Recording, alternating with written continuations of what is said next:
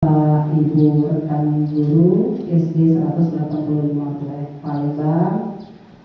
Terima kasih kepada Bapak dan Ibu yang sudah menyempatkan hadir di ruangan ini untuk pengimbasan budaya positif tugas guru penggerak angkatan 8. Pertama-tama kita ucapkan puji dan syukur kehadiran Allah Subhanahu wa Ta'ala, karena berkah karunia-Nya kita diberikan kesehatan, kita diberikan kesempatan untuk hadir di sini dalam rangka pengimbasan budaya positif modul 1.4. Ya. Tak lupa salawat dan salam kita haturkan kepada Nabi besar kita, Nabi junjungan kita, Nabi Muhammad Sallallahu Alaihi Wasallam. Semoga kita senantiasa mendapat rahmat, mendapat syafaatnya hingga akhir zaman. Baik Bapak Ibu, santai saja, kita akan pengimbasan ya. Saya Kartini Dewiningsi, CGP Angkatan 8 Kota Palembang dari SD 185 Palembang. Materi yang akan saya bawakan adalah mengenai budaya positif. Nah, dari budaya positif ini ya, saya perkenalan diri dulu. Kartini Dewiningsi, CGP Angkatan 8 Kota Palembang dari SD 185 Palembang. Boleh dilihat ke depan.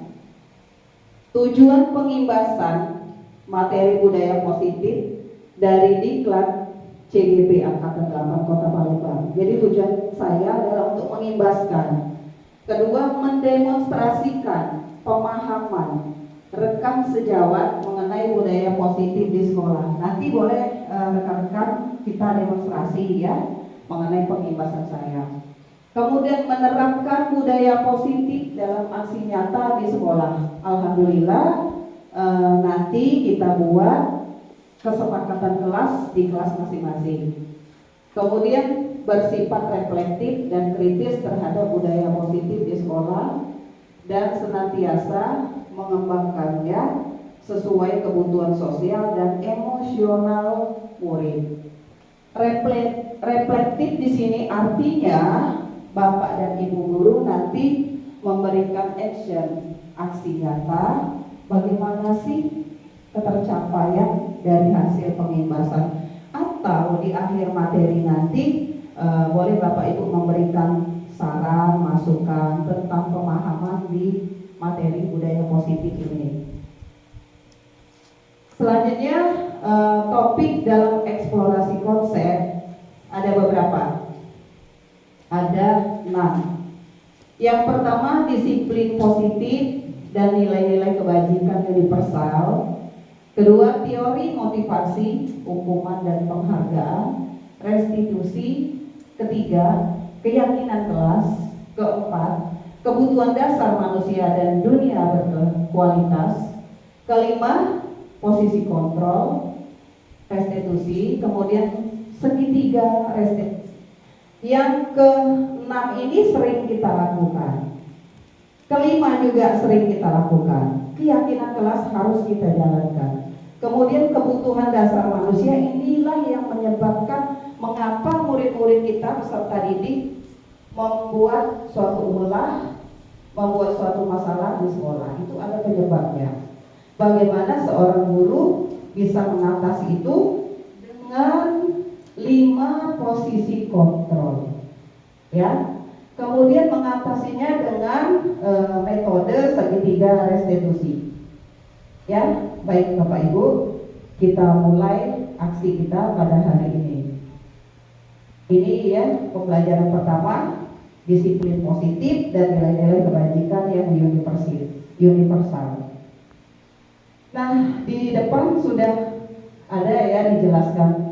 Kegiatan kepala tangan ada A dan B. Sobeklah secari kertas kecil, tulis benda atau sesuatu yang sangat berharga untuk Anda.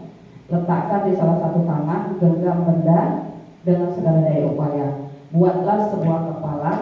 Teman A dan B mencoba dengan sekuat tenaga dengan berbagai cara untuk meminta Anda memberikan benda tersebut.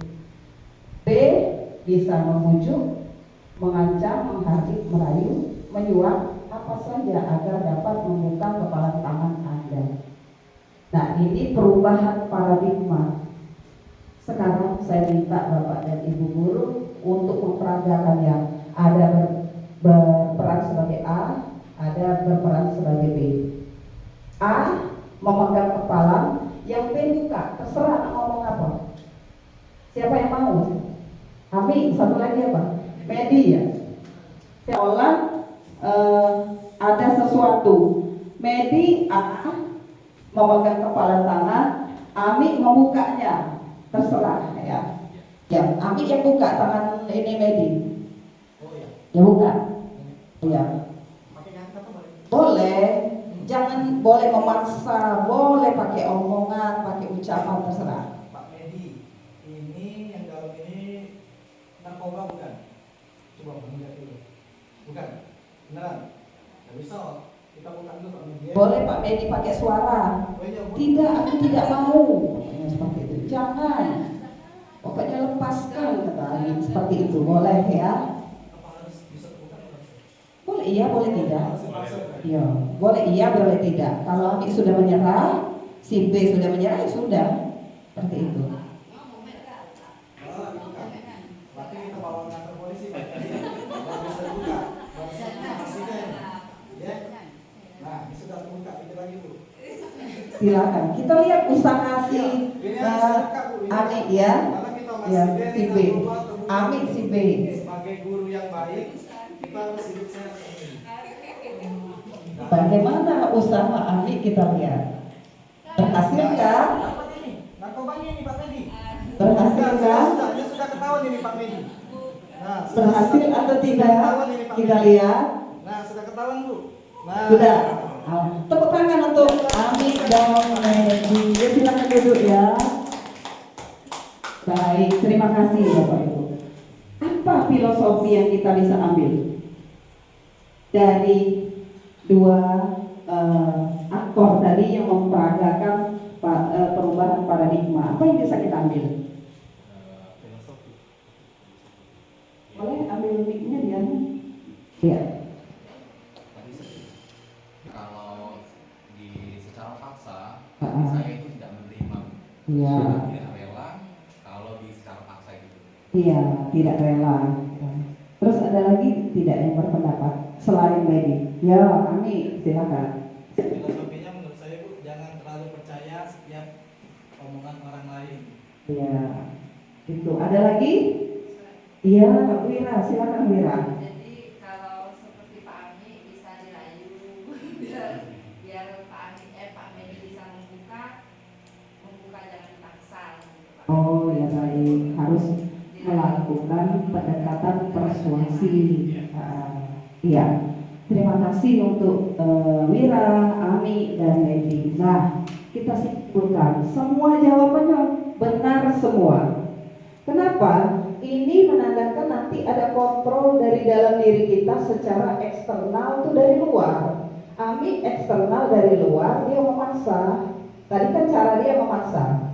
Akhirnya menyerah juga. Medi sebagai si A, ya, dia menyerah dengan paksaan tersebut. Tapi kalau kita peragakan dengan orang lain, belum tentu menyerah, ya, dengan cara paksaan. Mungkin cuma hanya dengan merayu saja, tolonglah, bukalah, aku butuh sekali, bagilah buat saya, dengan cara persuasif seperti dikatakan oleh Mira tadi. Itu benar juga. Nah, intinya yang bisa mengontrol sesuatu itu, mengendalikan sesuatu itu diri kita sendiri. Itu intinya. Walaupun ada paksaan dari luar, walaupun ada rayuan, bujukan dari luar, tapi dari diri kita sendiri dengan berbagai cara yang motivasi eksternal tadi untuk membuka tangan tadi, kepala tangan. Paham ya filosofinya? Nah, makanya ilustrasinya guru dapat mengontrol murid. Senakal-nakal murid itu masih dalam konteks kewajaran. Artinya kita sebagai pendidik bisa mengendalikan dia secara paksa tidak dengan kekerasan, dengan bujukan, dengan rayuan dan lain sebagainya, atau dengan peraturan, atau dengan keyakinan kelas, atau dengan kesepakatan kelas. Nah ini ya ilusinya bahwa semua penguatan positif efektif dan bermanfaat. Kemudian bahwa kritik dan membuat orang merasa bersalah dapat menguatkan karakter. Ya, ilusi bahwa orang dewasa memiliki hak untuk memaksa. Nah itu ya jawaban dari paradigma tadi. Nah ini respon teori pilihan, teori respon, yaitu kita mencoba mengubah orang berpandangan sama dengan kita. Perilaku buruk dilihat sebagai suatu kesalahan, kemudian orang lain bisa mengontrol saya bisa mengontrol orang lain. Pemaksaan ada pada saat bujukan gagal. Nah, seperti yang dijelaskan oleh Ami tadi, dia sudah merayu seperti apa dengan baik-baik, tapi akhirnya tidak bisa dibuka juga, makanya dipaksa. Kemudian model berpikir menang atau kalah. Pokoknya kalau aku bisa membuka tangan itu artinya aku menang. Begitupun dalam posisi A, kalau aku buka aku kalah. Nah itu maksudnya. Teori kontrolnya kita berusaha memahami pandangan orang lain. Semua perilaku memiliki tujuan. Ada nggak sebab? Kalau anak-anak kita melakukan suatu kesalahan, ada sebab. Tidak mungkin tidak ada sebab. Hanya Anda yang bisa mengontrol diri Anda. Itu teori ya, berdasarkan teori. Kemudian Anda tidak bisa mengontrol orang lain. Memang bisa, tapi kembalinya ke pemikiran masing-masing. Seperti yang Ibu jelaskan tadi, semua orang berhak mengikuti guru penggerak, tapi kembali ke pribadi masing-masing. Kesiapan mental, kesiapan reportnya, dukungan dari berbagai pihak tidak bisa itu kita abaikan. Kemudian kolaborasi dan konsensus menciptakan pilihan-pilihan baru. Artinya terjadi kerjasama ya antar warga sekolah. Kemudian model berpikir menang-menang, artinya ketika anak itu kita berikan kesadaran secara emosional, tidak ada kata kalah. Siswa menang juga begitu. Bagaimana caranya? Ikatlah dengan suatu peraturan di kelas, namanya kesepakatan kelas. Nanti kita pelajari ya. Kemudian selanjutnya disiplin, tentang disiplin. Bapak Ibu sudah pernah melaksanakan disiplin? Pernah. Pernah melanggar disiplin? Pernah. Contoh, kita mau berangkat bekerja, helm terlupa, berarti tidak disiplin. Tetapi kalau budaya disiplin ini sudah membudaya, diterapkan. Ketika kita berjalan mau berangkat kerja, ada sesuatu yang kurang, kita pasti merasa ya, oh iya, karena setiap hari kita ada budaya memakai helm. Nah, segala sesuatu yang dibudayakan biasanya tidak akan terlupa, akan menjadi darah daging. Seperti itu. Itu kalau saya, setiap hari kalau pergi kemana-mana tidak lupa pakai helm. Karena sudah membudaya. Anak-anak pun seperti itu. Kalau sudah dibudayakan disiplin, tidak ada lagi pelanggaran yang di sekolah. Paling dia lupa sedikit ya, hari ini terlupa karena sesuatu dan lain hal. Tidak secara universal. Nah itu makna disiplin. Kemudian ini kata disiplin tadi artinya belajar. Belajar dari apa? Belajar dari yang lalu, sekarang, yang akan datang. Makna asal dari kata ini berkonotasi dengan disiplin diri dari murid-murid. Ini menurut Socrates dan Plato. Disiplin diri membuat orang menggali potensinya menuju sebuah tujuan. Ada tujuan ya disiplin. Kita pakai helm tuh supaya apa tujuannya? Keselamatan. Kalau nanti terjatuh tidak terlalu sakit. sakit, tidak luka. Terus biar tidak ditilang. Nah itu kan tujuannya ya. Sama anak kita, kalau disiplin, apa sih anak yang harus dilakukan oleh kita? Apa imbasnya? Apa tujuan yang didapat? Nah itu ya. Apa yang dia hargai? Namun dalam budaya kita, makna kata disiplin telah berubah menjadi sesuatu yang dilakukan seseorang pada orang lain, ya, dengan cara yang tadi bisa persuasi, bisa maksakan untuk mendapatkan kepatuhan. Kecenderungan umum adalah menghubungkan kata disiplin dengan ketidaknyamanan, bukan dengan apa yang kita hargai atau pencapaian suatu tujuan mulia.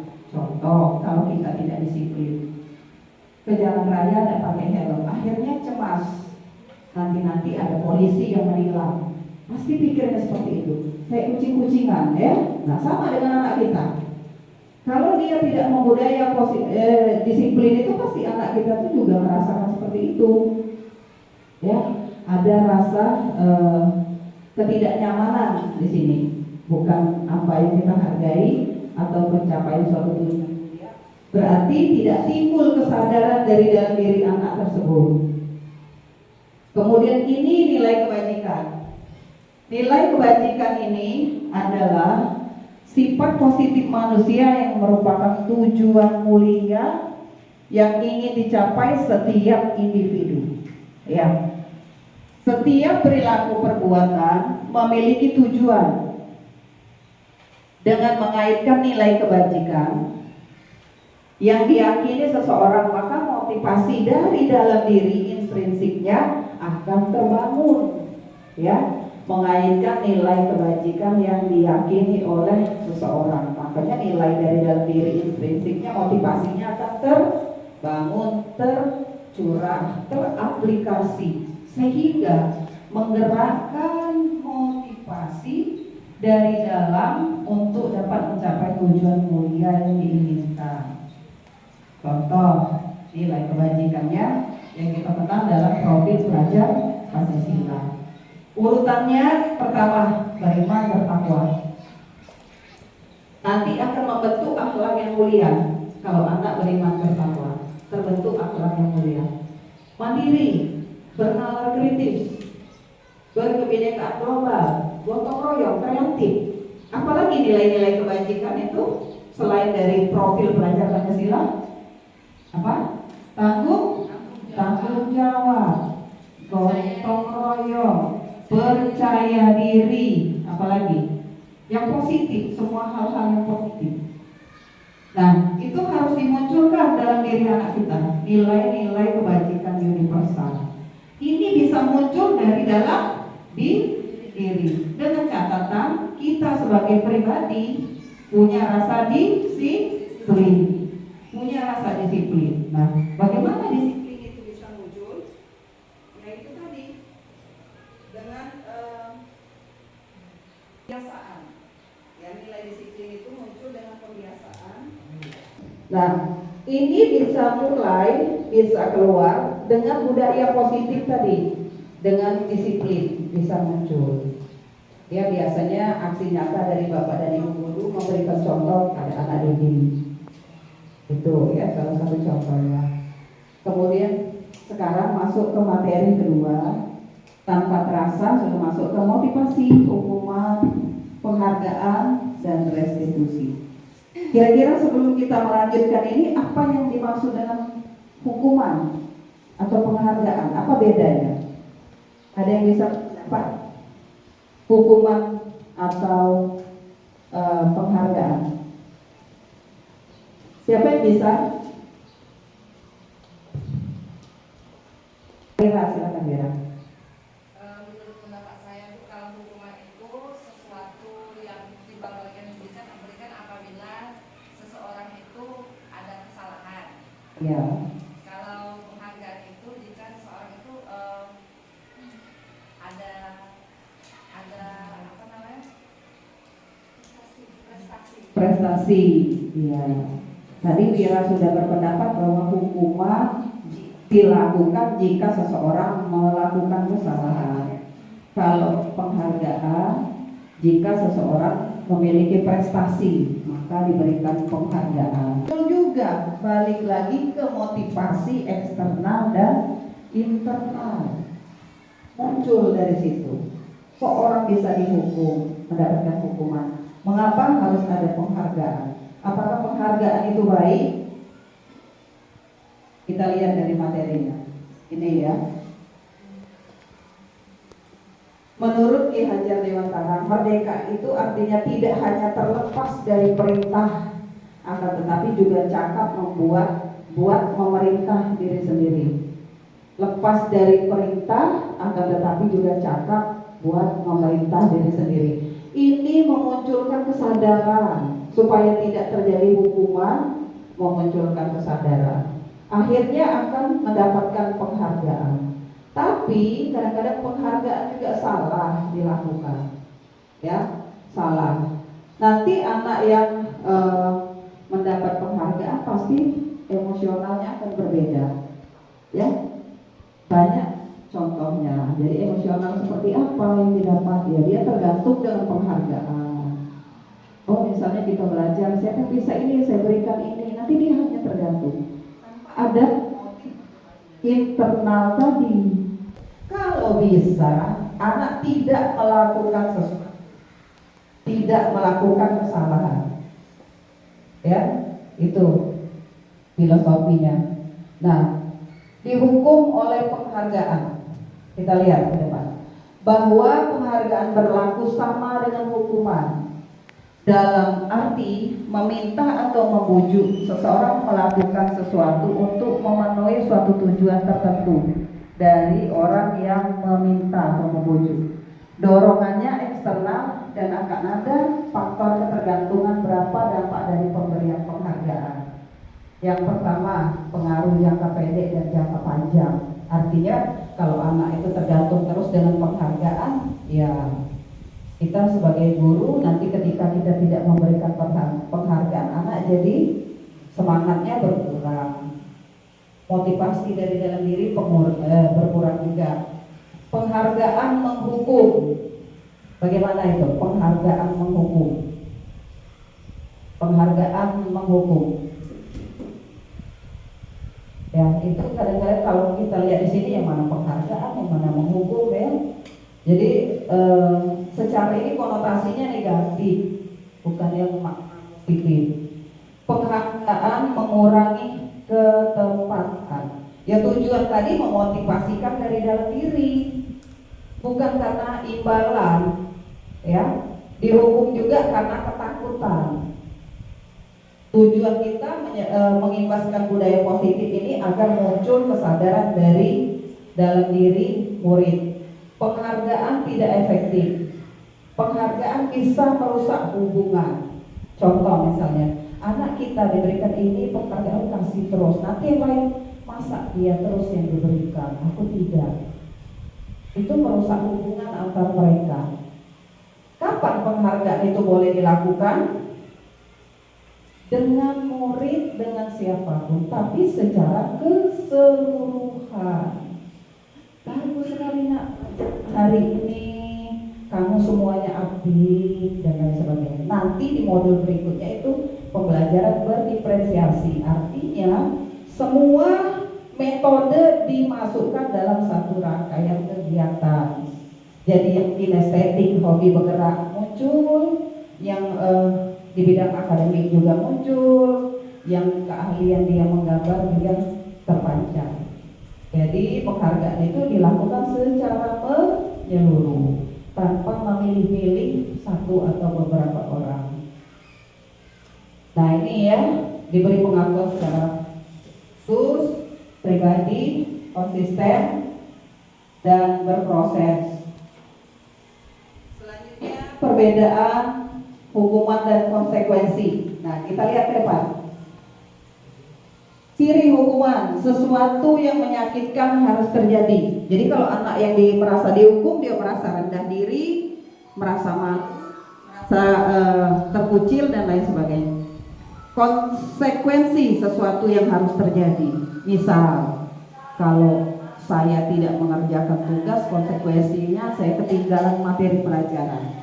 Kalau hukuman, kalau tidak mengerjakan tugas, disuruh ibu mencatat buku 10 halaman. Jadi bedanya seperti itu ya. Kemudian membuat anak sakit kalau hukuman. Ya memang tidak terlihat secara fisika, tapi mentalnya, apalagi kalau anak tersebut kita permalukan di depan kelas. Nah, itu ya. Konsekuensi membuat anak merasa tidak nyaman dalam jangka waktu pendek. Ini agak lebih baik dari hukuman konsekuensi. Tapi dia tetap tidak nyaman. Kemudian anak membenci kedisiplinan. Yang selanjutnya anak lebih menghargai kedisiplinan. Kemudian kalau hukuman terjadi paksaan. Kemudian konsekuensi, stimulus, dan tanggapan. Kemudian hukuman mendorong anak menyakiti diri sendiri. Konsekuensi mendorong anak agar mudah menyesuaikan diri. Konsep diri yang buruk, konsep diri yang baik.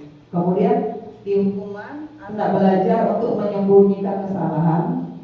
Konsekuensi anak belajar untuk mematuhi peraturan. Marah, bersalah, dipermalukan, merasa tidak dihargai. Kalau konsekuensinya kehilangan hak, dibuat tidak nyaman, diasingkan untuk sementara. Itu konsep, itu perbedaannya. Nah, selanjutnya tindakan guru sekarang. Amati di depan. Ada beberapa kasus. Mencatat 1000 kali, ini tindakan guru nih. Bapak Ibu tinggal menjawab saja. Apakah yang pertama termasuk hukuman? Hukuman. Yang kedua, lari mengelilingi lapangan basket 2 kali karena terlambat hadir di sekolah, hukuman atau konsekuensi? Hukuman. Murid diminta untuk push up 15 kali karena tidak menggunakan masker, hukuman lagi. Menggantikan kertas tugas teman yang telah dicoret, konsekuensi. Membersihkan tumpahan air di meja karena tersenggol, konsekuensi. Kemudian murid disuruh untuk mengenakan sepatu seharian di sekolah karena tidak mengenakan sepatu hitam, hukuman mana? Kertas dan tumpahan air ya, 2. Nah kita lihat. Menggantikan kertas teman yang dicoret, tumpahan air, konsekuensi, dan terakhir lari mengelilingi lapangan basket. Kenapa demikian? Ya, karena mungkin di PJOK kan sebelum mulai olahraga ada pemanas dulu. Nah, anak tersebut terlambat. Maka sebagai pengganti pemanasan tadi disuruh lari 10 menit. Jadi dia konsekuensi. Jadi Bapak dan Ibu sudah tahu yang mana hukuman, yang mana konsekuensi, dan mana yang terbaik. Lihat sendiri ya dari contoh-contoh kasus tersebut. Baik, kita lanjutkan. Restitusi adalah proses menciptakan kondisi bagi murid untuk memperbaiki kesalahan mereka sehingga mereka bisa kembali pada kelompok mereka dengan karakter yang lebih kuat.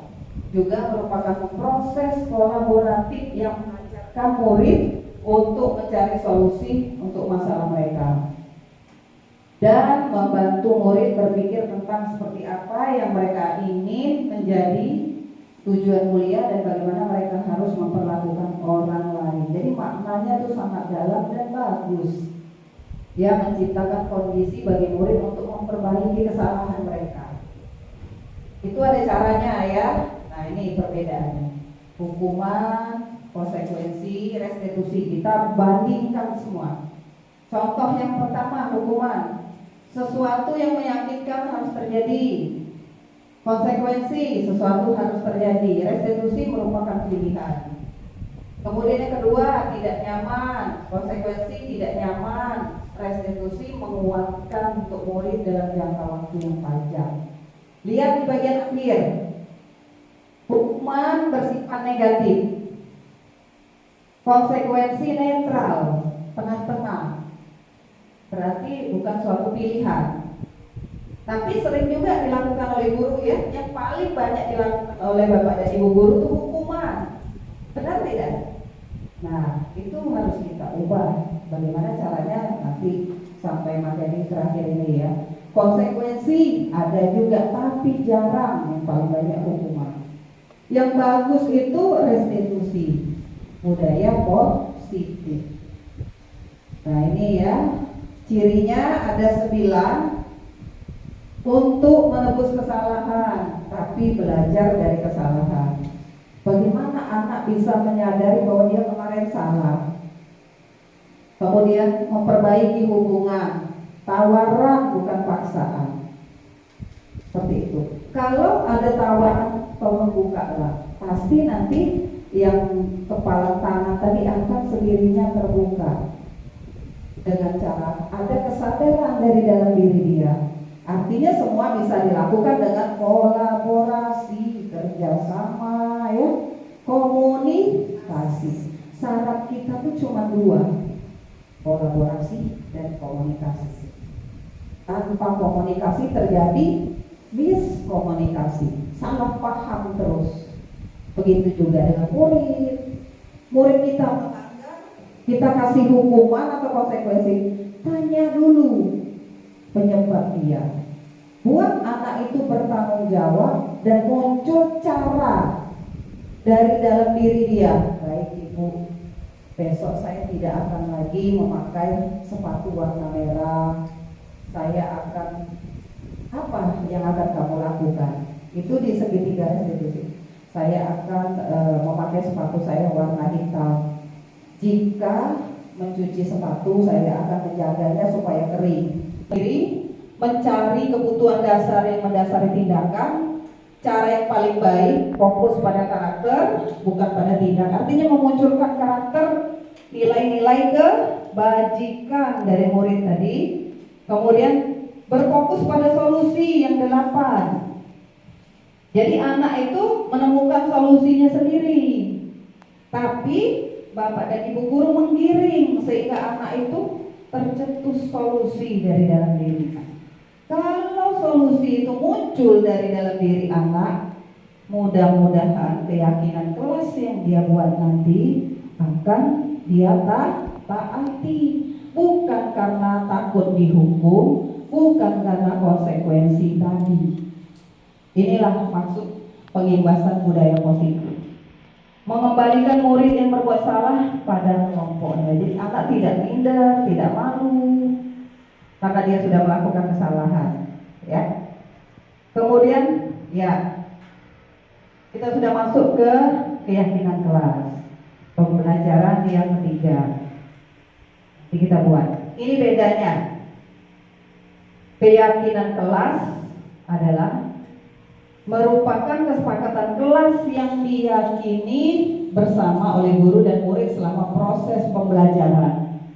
Keyakinan kelas bersifat abstrak dan lebih rinci, berupa pernyataan universal nilai kebajikan tadi dan memiliki kalimat positif. Sementara kesepakatan kelas disusun dan dikembangkan bersama-sama antara guru, murid, dan kesepakatan kelas menuntun nilai-nilai positif akan berujung pada keyakinan kelas. Jadi ini dulu kesepakatan dulu baru keyakinan. Kesepakatan dulu baru keyakinan. Makanya di kelas nanti kita membuat kesepakatan kelas, ya. Nah sekarang kita ilustrasikan lagi mengapa tidak peraturan saja, mengapa harus keyakinan, ya. Contoh yang saya contohkan tadi, helm bila mengendarai kendaraan roda 2, ya, peraturan harus menggunakan helm. Mengapa harus keyakinan? Kemudian memiliki 3M, menggunakan masker, mencuci tangan, menjaga jarak. Mengapa kita memiliki peraturan harus datang tepat waktu pada saat mengikuti pelatihan dan lain-lain. Nah ini semua motivasi intrinsik. Kembali ke nilai-nilai keyakinan lebih menggerakkan seseorang dibanding mengikuti serangkaian peraturan. Kalau sudah tertanam keyakinan dan kesepakatan kelas, maka peraturan bisa ditaati. Nah selanjutnya ini Sipolnya.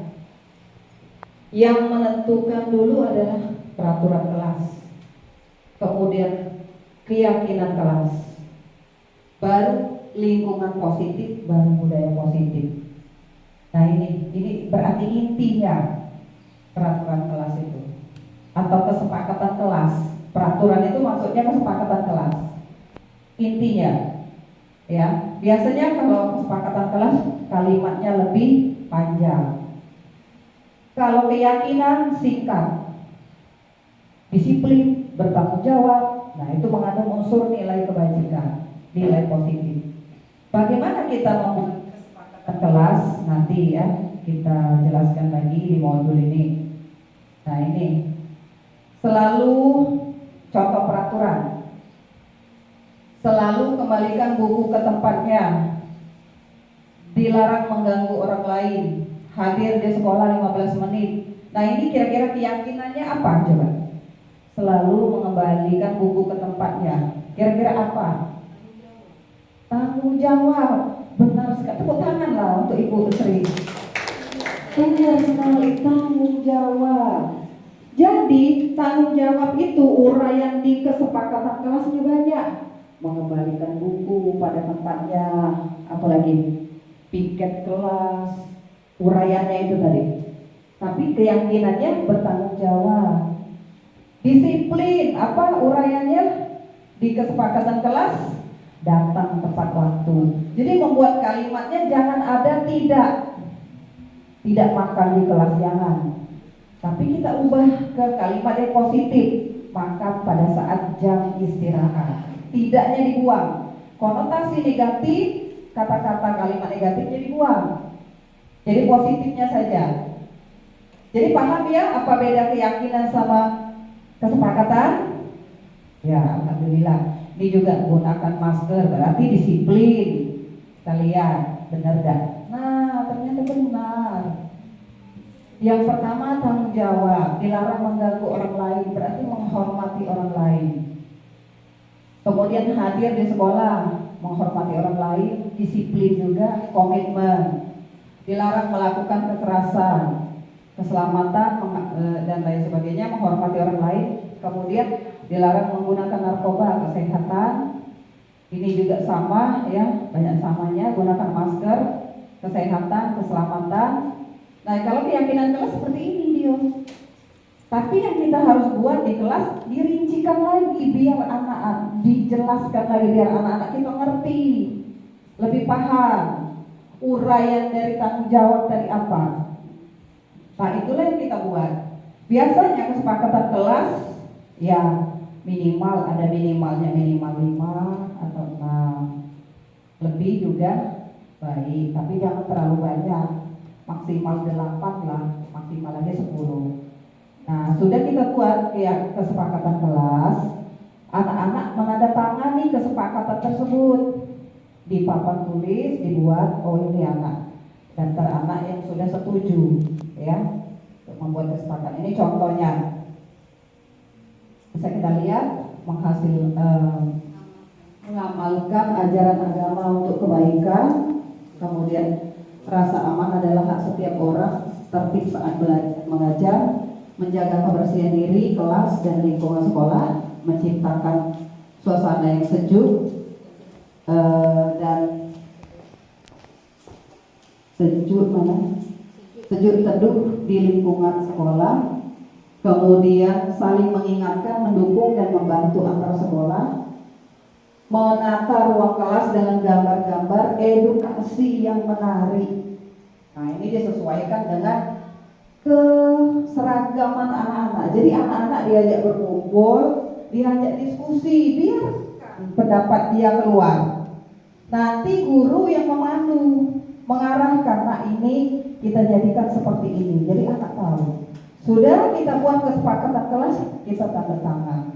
Jadi setiap murid kita, kedatangan siapapun di kelasnya, dia akan mentaati kesepakatan kelas.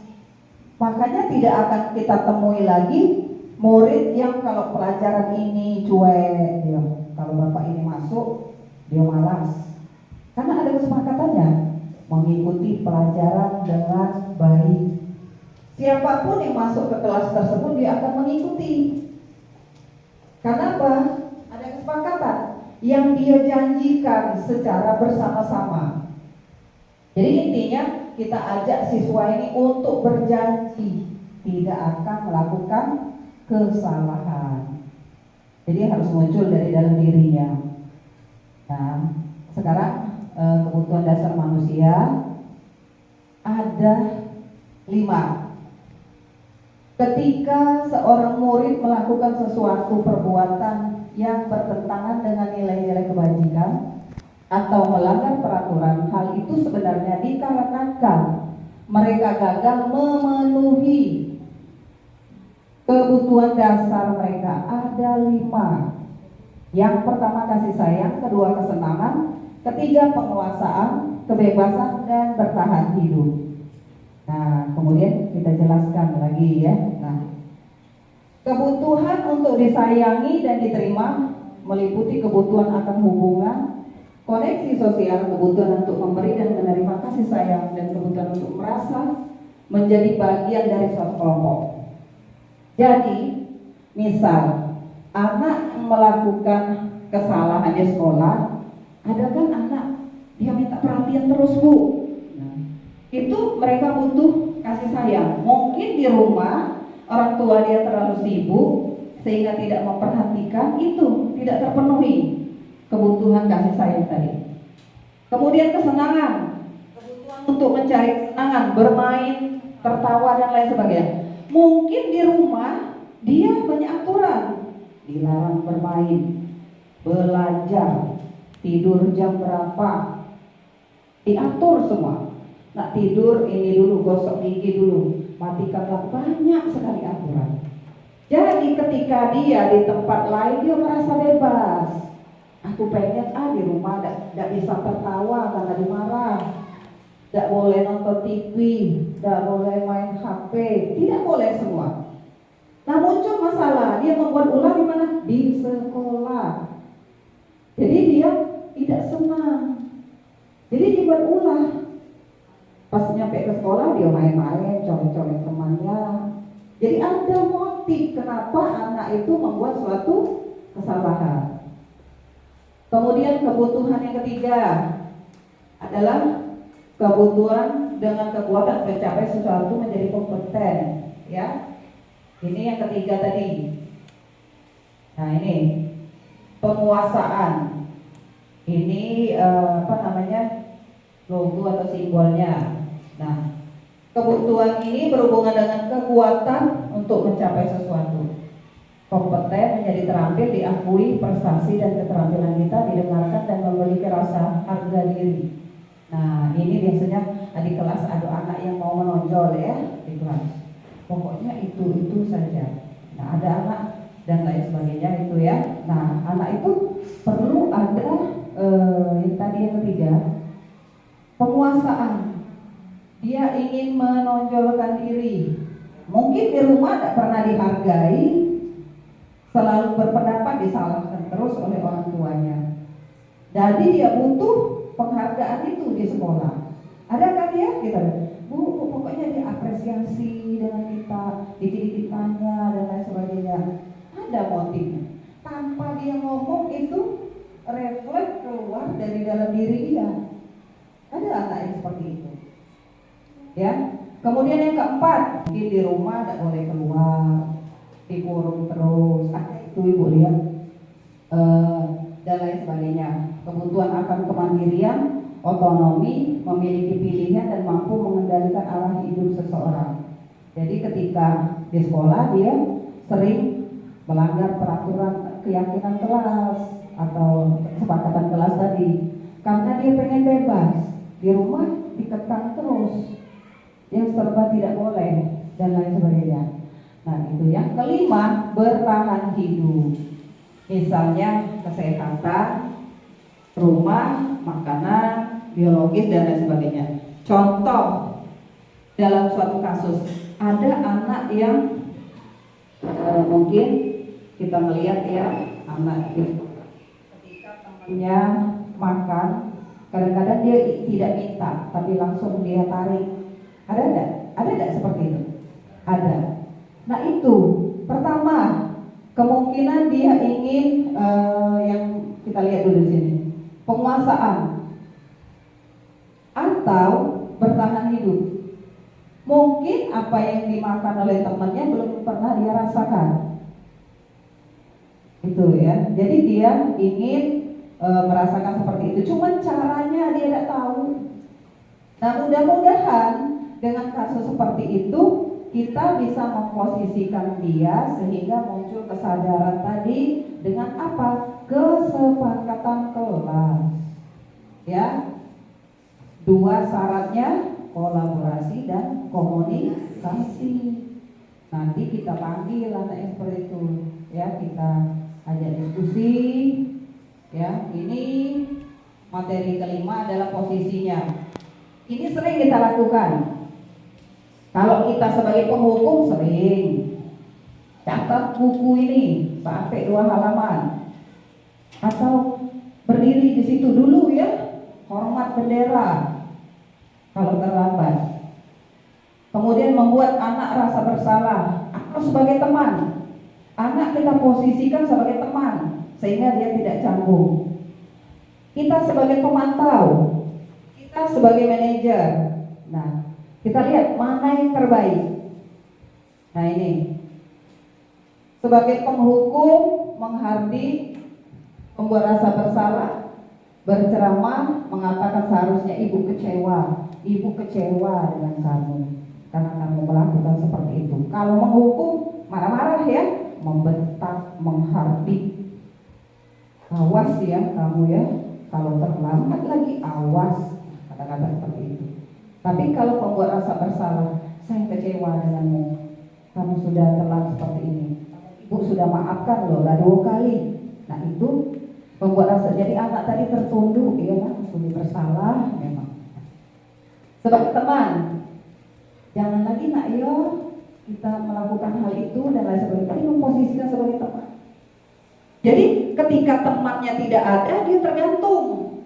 Kalau posisi sebagai teman, wali kelas aku tidak ada, saya biar baiklah, saya melanggar aturan. Karena temannya tidak ada. Karena wali kelasnya atau guru itu memposisikan diri sebagai teman. Pemantau, menghitung, mengukur, menyelidiki. Nah itu ya. Manajer mengajukan pertanyaan. Nah ini apa peraturannya? Kalau kamu terlambat, misalnya ini sebagai pemantau, kamu terlambat, peraturan mana yang kamu? Itu sebagai pemantau. Jadi kayak dicari-cari terus ya, dia salahnya di bagian apa. Kemudian kalau manajer, apa yang kita yakini, apa yang bisa kau kerjakan untuk memperbaiki masalah ini. Jadi yang bagus yang bagian mana?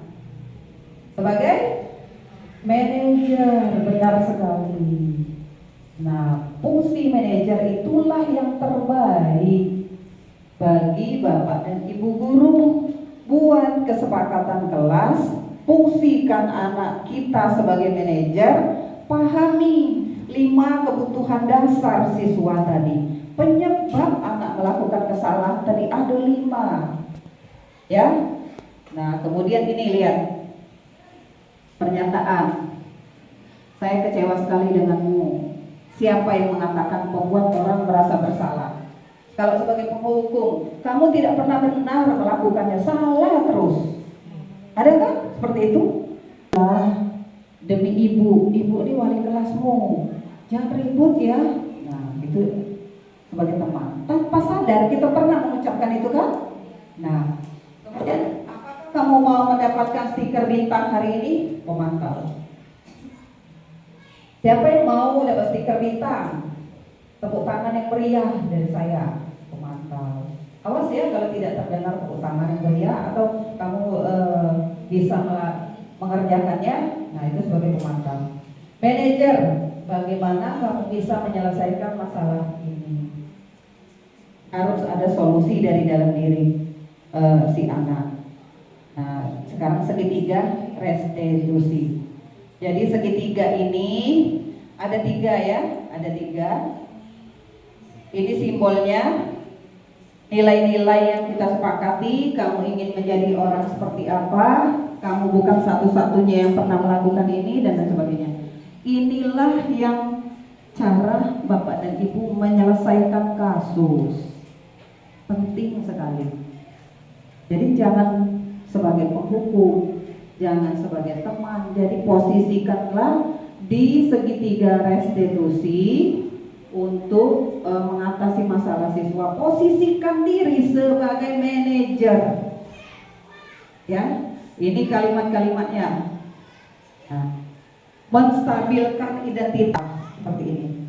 Kamu menyelesaikan Bapak Ibu tidak tertarik dengan. Nah, dia ngaku nanti, ya Bu, saya memang keluar masuk WC dan lain sebagainya. Nah, itu oh iya. Kenapa kamu melakukan itu? Saya diare Bu, misalnya.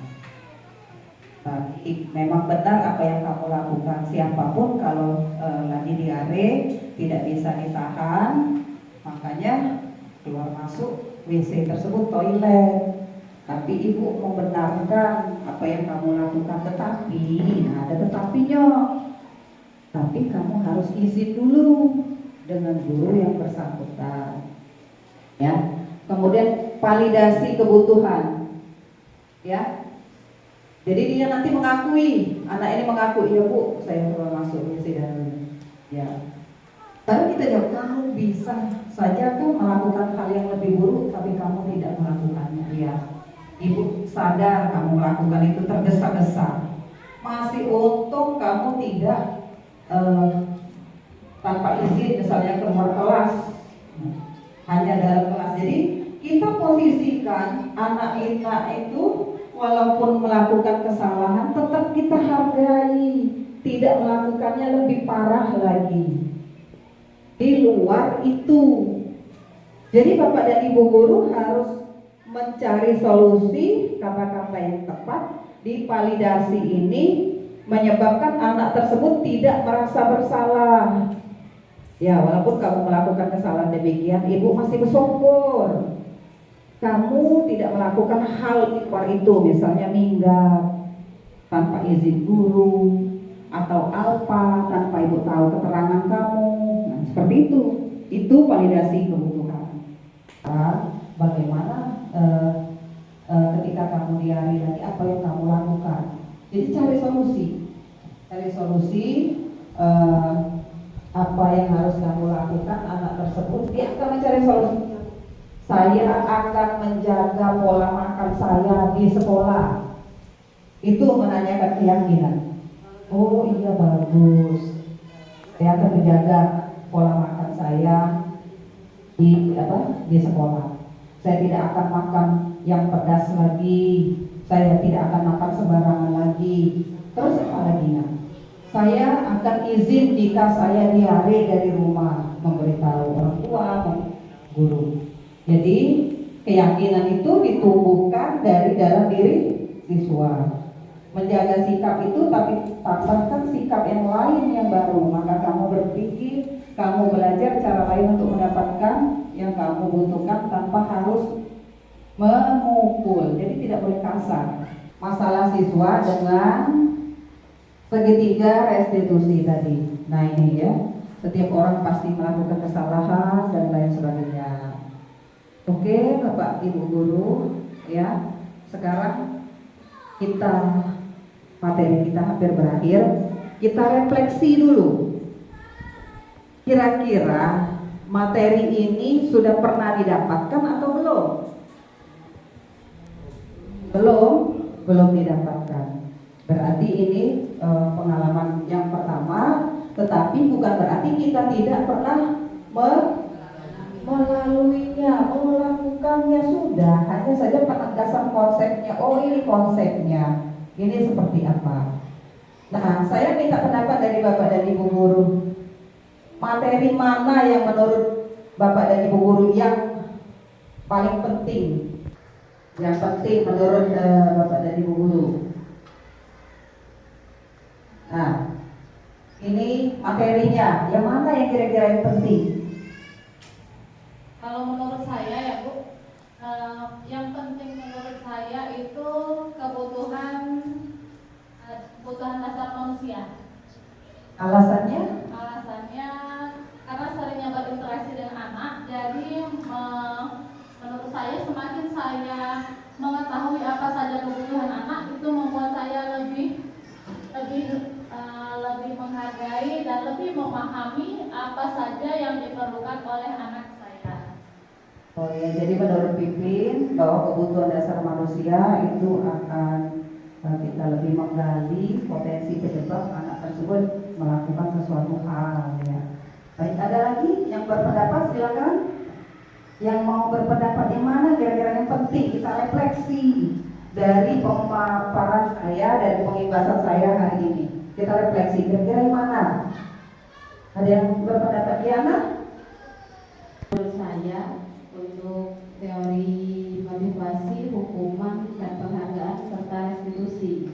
Jadi kan di dalam buat itu kita bisa menentukan dari sikap dan kesalahan anak-anak, kita harus memberikan hal apa supaya hal tersebut tidak terulang kembali dan tidak menjadi beban ke anak-anak nantinya. Oh ya, terima kasih kepada Diana sudah memberikan pendapat. Motivasi, hukuman, penghargaan, dan restitusi, artinya kita bisa melakukan suatu treatment untuk mengatasi permasalahan yang ada pada siswa. Ada lagi kira-kira guru yang mau berpendapat? Silakan. Siapa? Reni atau Bu Ana? Widi? Widi? Ya. Kalau dari saya sama seperti teman-teman yang lain, sebenarnya kebutuhan dasar manusia itu juga teori motivasi. Menurut saya itu semuanya sebenarnya penting ya Bu ya. Cuman kalau saya lebih ke 5 posisi kontrol, karena dengan mengetahui posisi saya di mana, saya jadi bisa mengetahui bagaimana saya menyikapi di dalam kelas terhadap pembelajaran, terhadap siswa, karakter siswa seperti itu. Iya, terima kasih Widi. Berarti sependapat dengan Bibi tadi bahwa kebutuhan dasar manusia itu untuk kita melakukan tindak treatment terhadap siswa harus memahami. Ada lagi satu lagi saja. Satu lagi, siapa yang mau berpendapat? Siapa? Bu Ana? Silakan kasih mic. Assalamualaikum. Menurut saya yang perlu digarisbawahi itu yang pertama yaitu disiplin positif dan nilai-nilai kebajikan yang universal. Jika nilai-nilai kebajikan universal, disiplin positif itu sudah ada dalam diri siswa kita, mudah-mudahan di kelas itu semuanya bisa jalan dengan sebagaimana mestinya, kan menciptakan kedisiplinan yang positif, juga nilai-nilai kebajikan untuk siswa kita. Insya Allah yang lain-lain itu akan menyusul, hasil-hasil positif yang lainnya akan menyusul. Itu menurut pendapat saya. Ya, kebajikan itu harus tertanam dari dalam diri kita, dari dalam diri murid, sehingga kita bisa melakukan sesuatu dengan disiplin positif. Dan dari 6 baik ya, semuanya benar Bapak dan Ibu.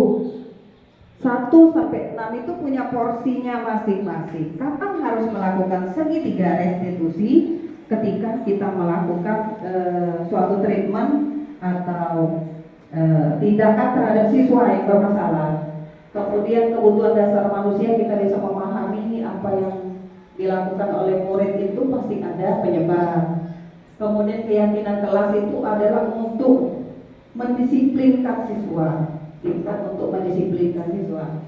Teori motivasi, hukuman, penghargaan, dan restitusi itu dilakukan baik dan yang terbaik di antara itu ya. Pilihlah yang terbaik. Biasanya motivasi itu harus berasal dari dalam diri siswa itu sendiri. Disiplin positif dan nilai-nilai kebajikan itu harus tertanam dari dalam diri kita. Dengan ada keyakinan kelas, peraturan kelas, kemudian apalagi muncullah budaya positif. Akhirnya muncul budaya sekolah yang bersifat positif. Baik, ya, pada kesempatan hari ini saya ucapkan banyak terima kasih. Lebih kurang saya mohon maaf kepada Allah, mohon ampun. Dengan billahi taufiq wal hidayah. Assalamualaikum warahmatullahi wabarakatuh. Dan sebelumnya saya mohon kesediaan Pak Haryanto untuk memimpin doa agar kegiatan hari ini mendapatkan berkah bagi kita semua. Silakan Pak Haryanto.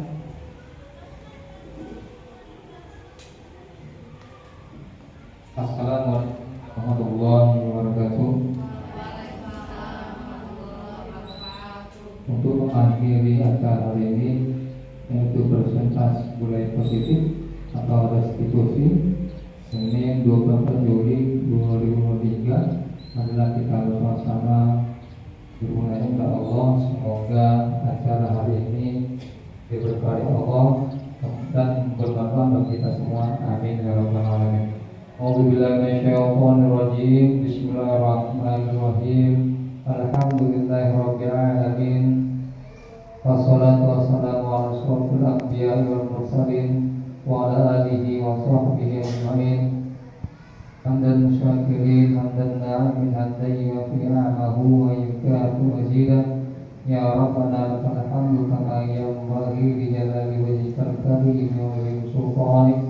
Allahumma shalli wa sallim ala sayyidina Muhammadin wa ala ali sayyidina Muhammad. Raditu billahi rabba wa bil islami dina wa bi Muhammadin nabiyyan wa rasula wa bil qur'ani imama wa bil ka'bati qiblatan wa bil muslimati ikhwana.